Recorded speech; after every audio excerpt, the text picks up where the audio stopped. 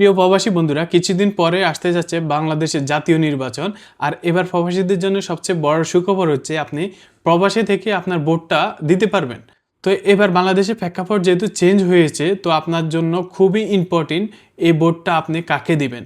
তো যারা প্রবাসে আছেন অবশ্যই আপনার মূল্যবান ভোটটি আপনার যোগ্য লোককে দিবেন। আপনার এরিয়াতে কোন লোকটি আপনার জন্য যোগ্য মনে হয় সেই লোককে আপনি ভোট দিবেন। তো এবারে ভোট প্রবাসীদের জন্য খুবই গুরুত্বপূর্ণ, কেননা প্রথমবারের মতো আপনি বিদেশের মাটিতে বসে আপনি পোস্টাল ভোট দিয়ে আপনি আপনার ভোটটা আপনার মূল্যবান ব্যক্তিকে দিতে পারবেন।